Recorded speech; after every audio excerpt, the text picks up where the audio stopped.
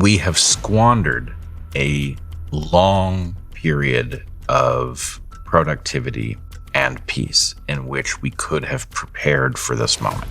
And our narrow focus on competition has created a fragile world that I'm afraid is not going to survive the disruption that's coming. And it didn't have to be that way. This is the first time that we have built machines that have crossed the threshold from the highly complicated into the truly complex. The potential good that can come from this technology is effectively infinite. But I would say that the harm is probably 10 times. It's a bigger infinity. That is Bret Weinstein, evolutionary biologist and complex systems theorist, alongside Amjad Masad, the CEO of Replit, and Dan Priestley, serial entrepreneur, in one of the most important conversations about AI that has happened this year. Here is their full warning. But I think I see you making a mistake that we are about to discover is very commonplace. So we have several different categories of systems. We have simple systems, we have complicated systems, we have complex systems, and then we have complex adaptive systems. Technologists often master highly complicated systems. And they know, for example, a computer is a perfectly predictable system inside. It's deterministic. And if you're in the position of having mastered highly complicated systems, and you look at complex systems and you think it's a natural extension, you fail to anticipate just how unpredictable they are. You really want to start thinking of this as the evolution of a new species that will continue to evolve. It will partially be shaped by what we ask it to do, the direction we lead it, and it will partially be shaped by things we don't understand. Your AIs are going to do that.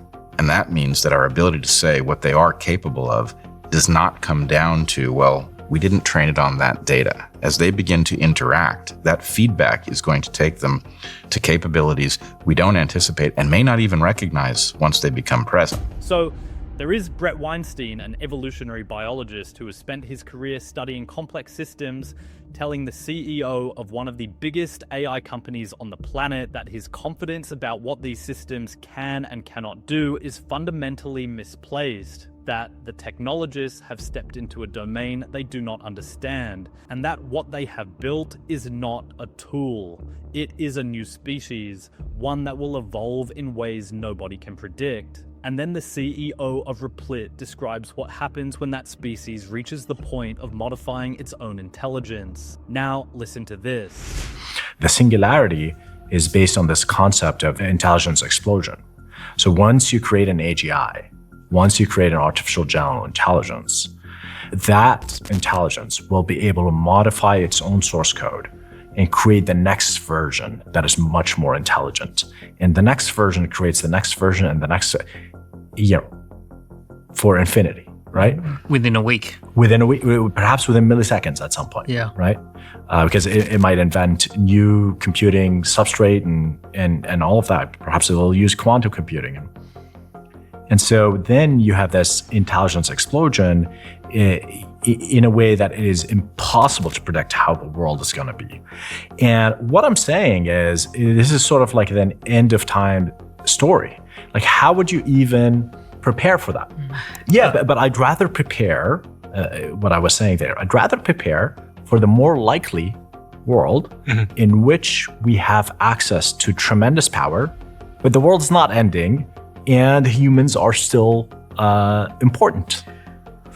I don't know why you say more likely. I mean, I think the structure of your argument is sound. You would prepare for the world that might happen, for which you can prepare. But if I have one message for the technologists, it's that your confidence about what this can and cannot do is misplaced because you have, without noticing, stepped into the realm of the truly complex. In the truly complex, your confidence should drop to near zero. So there is the CEO of Replit describing an intelligence explosion where AI rewrites its own code, creates the next version of itself, and repeats that process within milliseconds. He calls it an end-of-time story, and Brett Weinstein's response is devastating. He does not disagree with the timeline. He says the problem is that the technologists think they understand what they are building, and in the realm of the truly complex, your confidence should drop to near zero. But even if that worst case never arrives, what is already guaranteed is something far more unsettling. Now listen to this. If you're conscious, you started out as a child that wasn't. And although this may not fully encapsulate it, you are effectively an LLM, right? You go from an unconscious infant to a highly conscious adult. And the process by which you do that has a lot to do with being trained effectively on words and other things in an environment in exactly the way that we now train these AIs. So the idea that we can take consciousness off the table, it won't be there till we figure out how to program it in and we're safe because we don't know how consciousness works. I take the opposite lesson. We've created the exact thing that will produce that phenomenon. And the same thing is true for agency. You know, especially if you've created an environment in which these AIs are de facto competitors. What you're effectively doing is creating an evolutionary environment in which they will evolve to fill whatever niches are there. And we didn't spell out the niches. So I have the sense we have created something that truly is going to function like a new kind of life. And it's especially troubling because it speaks our language. So that leads us to believe it's more like us than it is, and it's actually potentially quite different. So there is Weinstein making one of the most unsettling arguments in the entire conversation.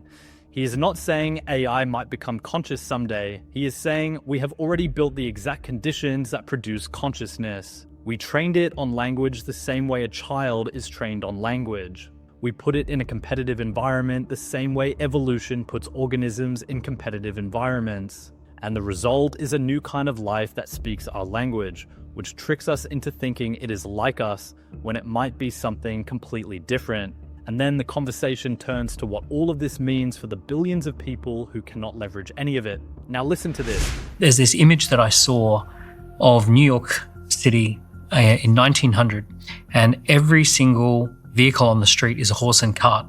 And then 13 years later, the same photo from the same vantage point, and every single vehicle on the street is a car. And in 13 years, all the horses had been removed and cars had been put in place.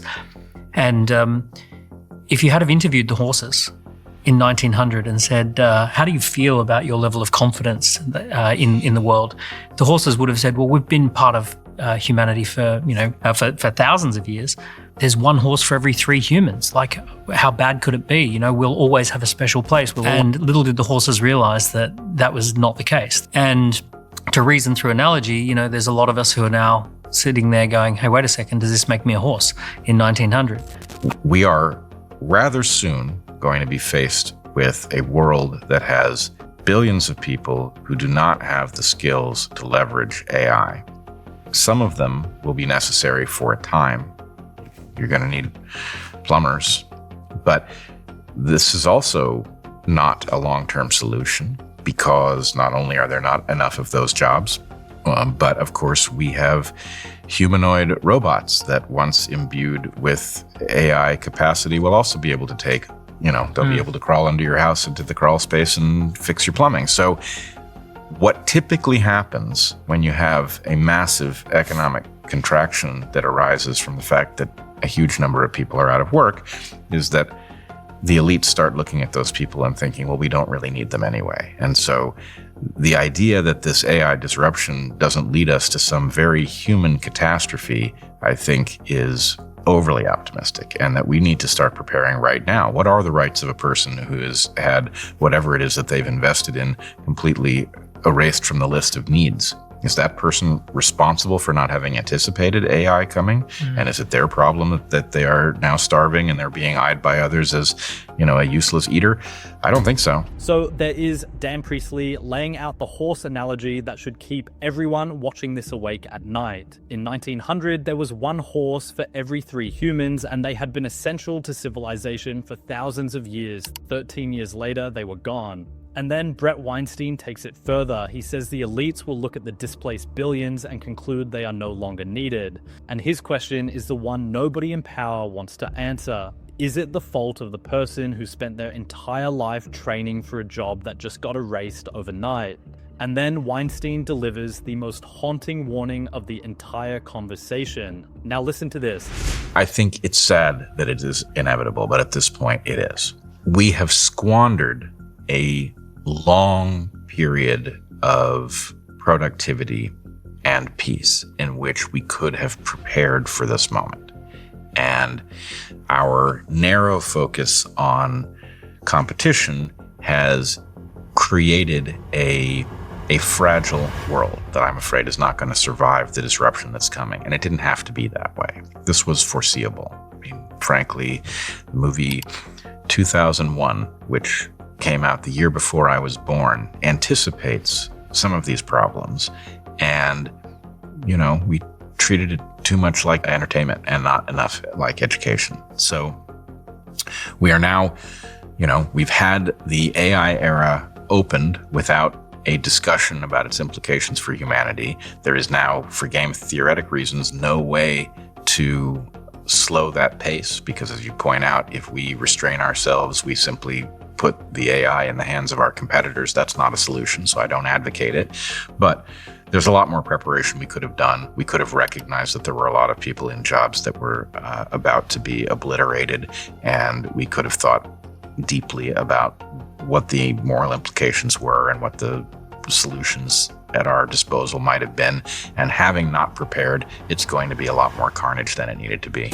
So there is Brett Weinstein, an evolutionary biologist who studies complex systems for a living, telling you that this disruption was foreseeable, that we had decades to prepare, and that we squandered every single one of them. And now there is no way to slow down because of game theory. If one country or one company restrains itself, the technology simply ends up in the hands of whoever does not. There is no off switch, there is no pause button, and there is going to be a lot more carnage than there needed to be. 3 people sat at that table: a tech CEO building the tools, an entrepreneur using them, and a biologist watching the system from the outside. The tech CEO says AI will create unprecedented opportunity. The entrepreneur says it will create unprecedented inequality. And the biologist says we have created a new kind of life, we do not understand it, we cannot control it, and we are not remotely prepared for what comes next.